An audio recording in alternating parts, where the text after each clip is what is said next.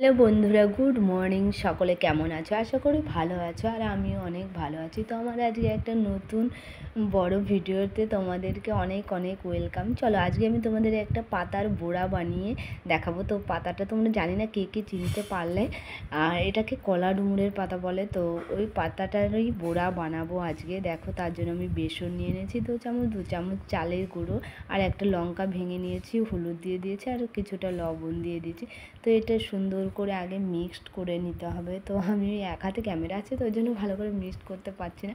আর এর ভিতরে একদম পরিমাণ মতো জল ঢেলে দিলাম, আর এটাতে আমি সুন্দর করে একটা পেস্ট বানিয়ে নিচ্ছি। দেখো, তো তোমরা কি বাড়িতে এই পাতার বড়া কেউ খেয়েছো আগে? আর যদি খেয়ে থাকো অবশ্যই কমেন্ট করে জানাও, আর তোমরা যারা খাওনি অবশ্যই ট্রাই করবে, ভীষণই ভালো লাগে। আমি তো বাড়িতে যখনই থাকি এই পাতার বড়া খাই, সবসময় খাই। এই পাতা বলতে সব রকমের পাতারই বড়া খেয়েছি আগে পরে, অনেক পাতার। তো এই বড়াটা আমার ভালো লাগে, আর এটা একদম সহজ রেসিপি, আর সুন্দর দেখতে হয় বড়াগুলো। ওই জন্য আমি ভাবলাম তোমাদের সঙ্গেও শেয়ার করি। দেখো, আমি দুটো করে পাতা না একসঙ্গে করে নিয়েছি, আর এবার দুটোতে বেসন আর বেসনের পেস্টটা আমি ভীষণ সুন্দর করে মেখে নিয়েছি, আর এটার ভিতর ডুবিয়ে দিচ্ছি।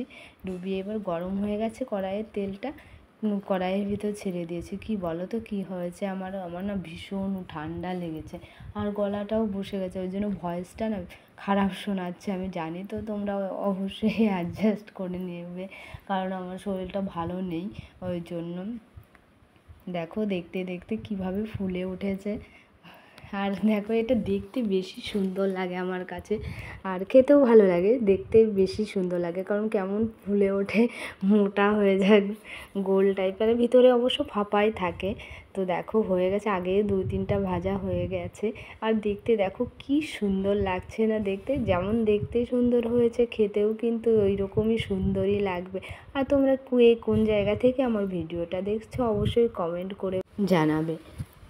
আর এই বড়ার রেসিপিটা তোমাদের কেমন লাগলো অবশ্যই জানাবে, আর অবশ্যই কিন্তু তোমরা বাড়িতে ট্রাই করবে যারা এখনও ট্রাই করোনি। ভীষণ ভালো লাগবে দেখতে। দেখতে তো ভীষণই সুন্দর হয়েছে, আর এটা খেতেও ভীষণ সুন্দর হবে আমি জানি, কারণ আমি প্রায় টাইমেই খাই। তো তোমরা অবশ্যই কিন্তু